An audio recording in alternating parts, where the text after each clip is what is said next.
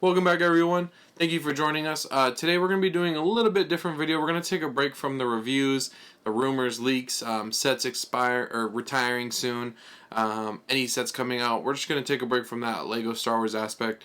And today we're just going to build Lego. I've been wanting to get creative with alternate builds, and so that's what we're going to do today. I have 4 open 332nd battle packs that I used for my Clone Army video. I had opened them to build, and so now I have the spare parts, and I'm going to go ahead and use those spare parts to do an alternate build. I'm also going to be doing a 501st Specialty Battle Pack alternate build, because I had 4 of those I opened for the Clone Army video as well. The 332nd Battle Pack, I'm actually going to be using that to create something off my own mind and my own creation just here on the table. I'll do a time lapse of it. I'll put the pieces here and just build it. And then the other one is going to be the 501st Specialty Battle Pack, and that I'm actually going to be building off of another YouTuber or online design, just because I wanted to do one of each just to show you guys what it looks like. And I'll probably be keeping both. I may dismantle mine for a mock if I need the pieces, but I would definitely keep the other YouTubers or online template from somebody else who decided to do the same thing.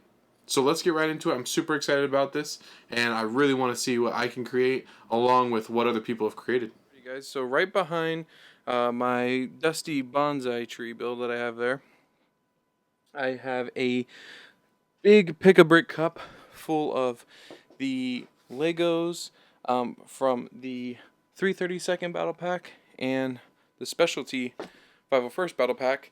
Those are from when we did the Lego Clone Army video. So I'm going to go ahead and use those parts here. And the first one we're going to jump into is the 332nd Battle Pack. So this will be my own creation. And I'm actually just going to do a time lapse for it, guys, because otherwise me talking over it and trying to build it all in real time is going to be a little hard because it's going to be off of my memory. So we're going to just go ahead and do a time lapse, and you'll watch me kind of experiment with the parts and finally come up with a imaginary build.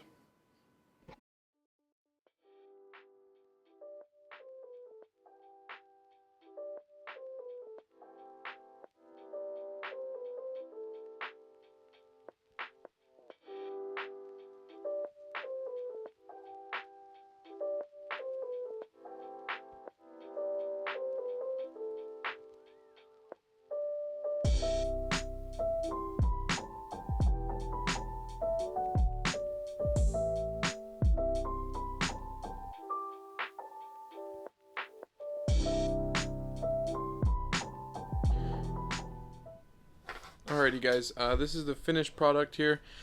As best as I could do it with the pieces. I think this is 4 of those battle packs. Those are the spare parts I didn't use. I just was like working on this and it's getting later and I'm like, I don't know. If I start adding just random pieces just to try and get them on there, I feel like it's just going to make it look worse. So I was like, I don't want to do that. But it's okay. I mean, I wish I had like more pieces. Because it would be cooler that aren't in this set, because the front, like, man, it just looks so like bulk and blocked off. But anyway, I made it like a troop transport.